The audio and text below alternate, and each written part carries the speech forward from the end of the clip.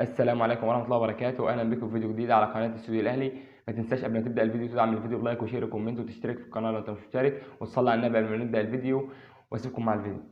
هل وجود جماهير النادي الاهلي بتفرق معاه؟ هل لما بيكون في جماهير في المدرجات بتاثر في الفريق في الملعب وفي لعب الفريق؟ هل لو الملعب ما فيش جماهير كتير بيأثر في اللعيبه؟ هل لو الملعب مليان جماهير اكتر وفي اعداد كبيره من الجماهير بيأثر برضه في اللعيبه وبيأثر على لعبهم وبيطلعوا بأداء احلى؟ ده اللي هنشوفه في حلقه النهارده.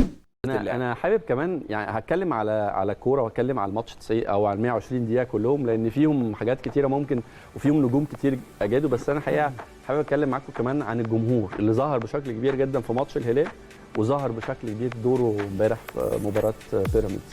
شفت الجمهور ازاي ودوره وتاثيره ازاي يا اشرف؟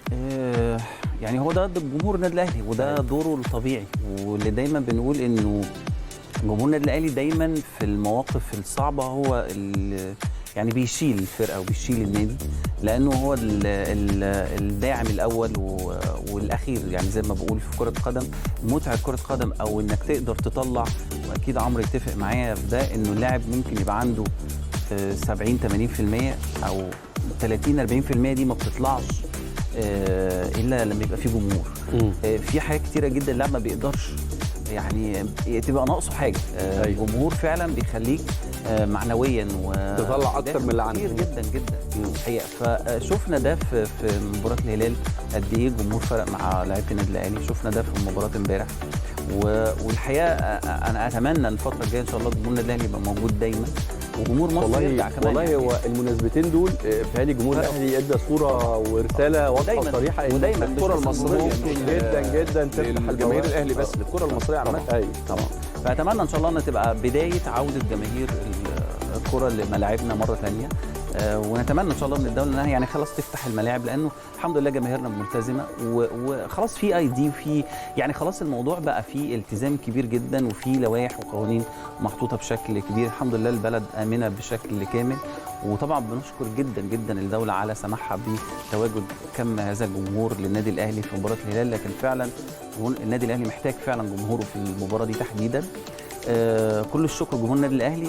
وانا فاكر يا احمد ان انا كنت معاك من فتره واتكلمنا انه جمهور النادي الاهلي هيكون له دور كبير جدا جدا جدا على السوشيال ميديا وفي الملعب في عوده لاعبتنا مره ثانيه ثقتهم وادائهم داخل الملعب. طبعا زي ما شفنا وزي ما سمعنا ان الجماهير هو الداعم الاول للفريق. الفريق بدون جماهير ما يبقاش فيه فريق. في فرق كتير جدا في الدوري المصري ما عندهاش جماهير، وده طبعا بتلاقيه في اخر الدوري خلاص. يعني مش كلها، انت عندك في الاسماعيلي في الاخير يعتبر في الدوري او قبل الاخير مش فاكر، بس عنده جماهير. بس يعني برضو الاسماعيلي مفيش اداء، واحتمال كبير جدا الموسم ده ان هو يهبط درجه تانية، عكس ما في فرق كتير جدا برضو في اخر الدوري وليها وملهاش جماهير. طبعا ده اكيد بسبب الجماهير برضو بتاثر فيها، وان اللعيبه برضو ما فيهاش اللعيبه اللي هي تساعد ان الفرقه تكون في اول الدوري. فاحنا كل اللي عرفناه في الحلقه ان الجماهير النادي الاهلي هي الدعم الاول للفريق. فخلينا على طول كل اللي يقدر يروح يشجع النادي الاهلي، كل اللي يقدر يروح الاستاد يتفرج على الماتش ما يبخلش انه يروح يشجع النادي الاهلي.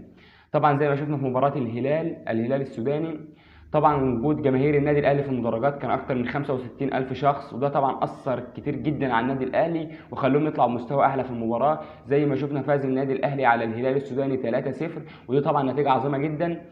طبعا غير اداؤه في الملعب كان فريق مميز، كنا احسن من الهلال بكتير. وان شاء الله في مباراه الرجاء المغربي ثاني يوم العيد، هتكون تقريبا يوم 22 رمضان 22/4 هتكون ثاني يوم العيد. طبعا كل سنه وانتم طيبين قبل كل حاجه. هتكون تاني يوم العيد، فيا ريت اللي يقدر يروح يتفرج على الماتش ما يبخلش على النادي الاهلي. انا شخصيا ان شاء الله باذن الله احتمال كبير جدا هروح اتفرج على الماتش هناك ان شاء الله في الاستاد. طبعا رحت ان شاء الله باذن الله هبدا اصور لقطات من هناك وهعرضها لكم في الفيديو برضو ان شاء الله. وبس كده نكون وصلنا لنهايه حلقتنا النهارده. ما تنساش قبل ما تطلع من الفيديو تعمل فيديو بلايك وشير وكومنت وتشترك في القناه انت مش مشترك، وتصلي على الحبيب وتذكر ربنا. والسلام عليكم ورحمه الله وبركاته.